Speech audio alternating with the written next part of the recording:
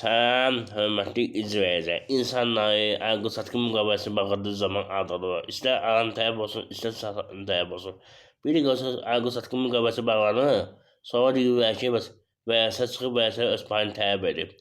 Eyni zamanda bir də görürsünüz elə bir adam olur ki, məsələn 100 minə ev alır, deyir ki, əvimin indi verən əvimi sonra verəcəyəm, diğer pulunu gətir yazsın ver, sonra gələr alqı-satqıda hamısını ödəyəsən, ondan sonra evi adıma keçirlər. Sonra bir də görürsünüz, evi də vermir pulun yarısını da yeyirlər. Eyni zamanda dediyim kimi, versən sonra gəlir otağa çıxır ki, mənim payımı vermiblər, məndən xəbərsiz evi götürüb satırlar, mənim payım olar. Digər problemlərə gəlir çıxır.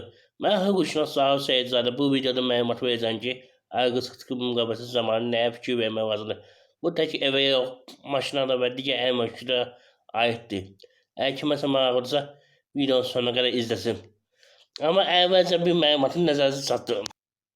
Video sonuna kadar bakın ki her şey size aydın olsun. Eğer aydın olmasa, mənim telefon numaram videonun uzakı yerinde YouTube kanalına qeyd olunub. Eyni zamanda YouTube kanalı şart olmasını istenen videonun üzerinde var. Əgər sahibiyyəsiz, hüquqi məsləhətçi. Xahiş olunur ki, suallarınızı səsinə WhatsApp-a göndərin. Biliyoruz, başqa yerdə olan cavab verə bilmirəm. Və beğeni keçən mövzuya, alqı-satqı müqaviləsi bağladığı zaman nəyə fikir vermək lazımdır. Dediyim kimi bu bütün yəni həm əmlaka, həm əşyalara aiddir.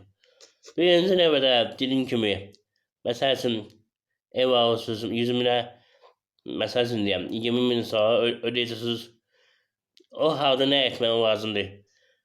Gəlin, adətən vətəndaşlar böyle 100 min ödəyir, evi alır, deyir ki 20 min sonra ödəyəcəm. Bir də görürsünüz ödəmir. Və yaxud alan tərəf deyir ki, gətir 20 mini ver, sonra adıma keçirilib. Ona görə birinci növbədə daxili kredit müqaviləsi bağlayıb. İnsanlar düşünür ki, yalnız şirkətdə bağlaya bilər, yox. Notariusda adi vətəndaşlar da bağlaya bilər. Fiziki şəxslər də bağlaya bilər. Nəzərə alın.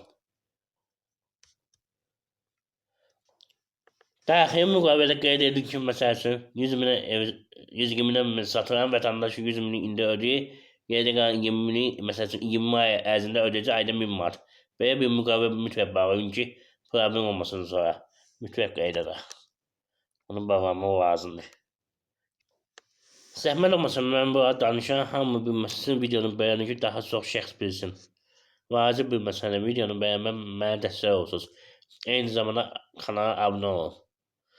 Dediyim kimi, kredit müqaviləsi bağlayın və ya evin sənədi yoxdursa, yəni yansıq sənəddirsə, bələdiyyə sənədirsə və ya digər sənəddirsə, o halda da ilkin alqı-satqı müqaviləsi bağlayın ki, mən vətəndaşa falan qədər pul ödəmişəm. Məsələn, 60 min, 70 min pul ödəmişəm.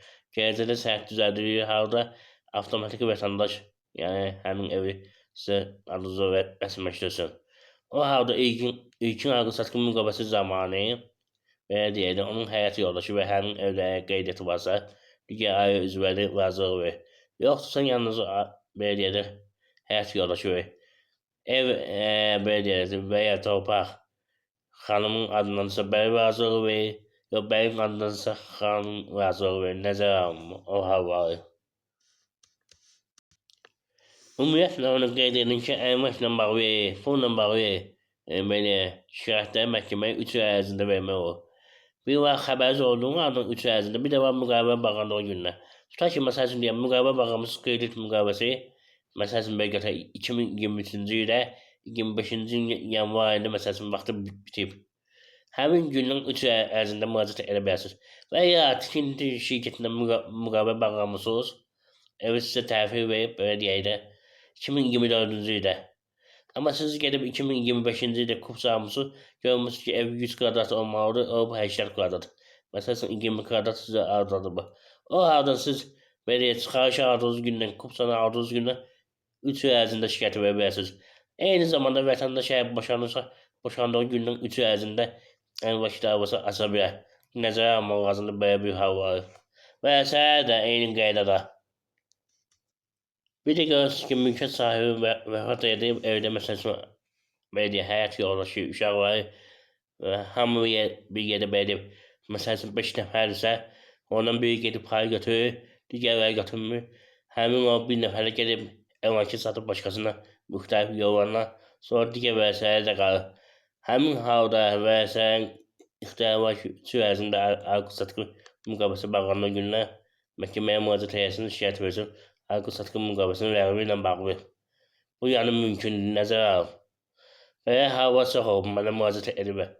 Və ya dediyin kimi vətəndaş pulun yarısını verib, nəqd, yarısını verməyib, deyib ki, sonra verəndə alqı-satqı eləyəsə, vətəndaş eləmir.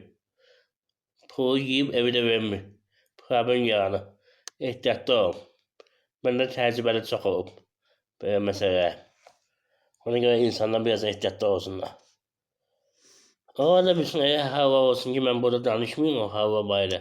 Əgər sizin belə rast gəlmişsə, başınıza gəlibsə, qeyd edin, müraciət edin, yəni izahını tapaq bir yerdə əgər istəyirsinizsə.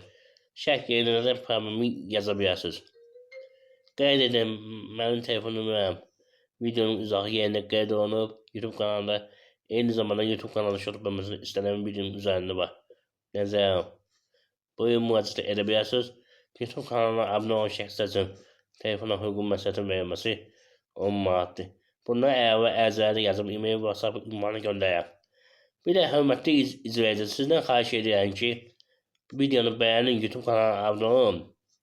Məni izləyənə bir kimi əlilliyi olan şəxslər əlil arasında bir aksiya həyata keçirmək istəyən hər vətəndaşdan bir manat kampaniyası.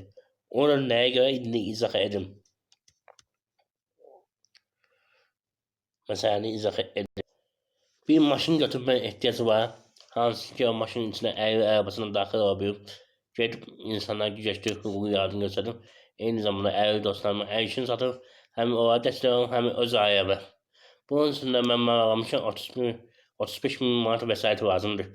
Ona görə yəni kampaniyası həyata keçirir. Kim kanala dəstək olmaq istəyirsə, dediyim kimi, videonun izah yerində telefon nömrələrlə bir yerdə kart nömrəndə var. Eyni zamanda YouTube kanalının şort bölməsində də var. Əlaqə saxlaya bilərsiniz. Eyni zamanda ilanlar da edə bilərsiniz.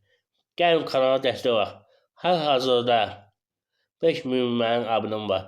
Bunu istəsə biz bir həftəyə 10.000-i satdırarıq.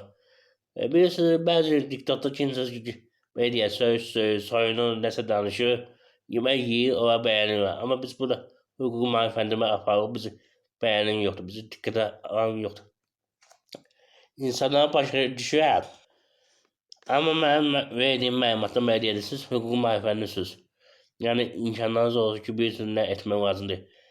Bir də onu qeyd edin ki, bu kanal digərlərindən ondan fərqlənir ki, adətən insanlara deyir ki, qanunla falan şey etmək qadağandır. Əslində mən deyən ki, insanların hansı gücəş və imtiyazları var, onu nəzərə alın. Yəni bu kanalın fərqi ondadır. İnsanlara bir başa deyirlər ki, yox, qanun falan şey qadağan edir, eləmək olmaz. Qanun müəyyən hallar var ki, qadağan edir. Amma o haldan qabaq sənin vəziyyətin nəzərə alıb, sənin müstəsna hakimi müəyyən imkanlar yaradır. Onu bilməyə lazımdır. Məsəl üçün belə gətirək, biz indi alqı-satqı müqaviləsindən danışırıq. İnsan aldanıb çəkibsə, onun pulunu vermirsə, o halda yəni ki, qanun imkan verir ki, pulu da evdə tələb etsin geri. Məsələ var bu arada. Yəni nəzərə almaq lazımdır.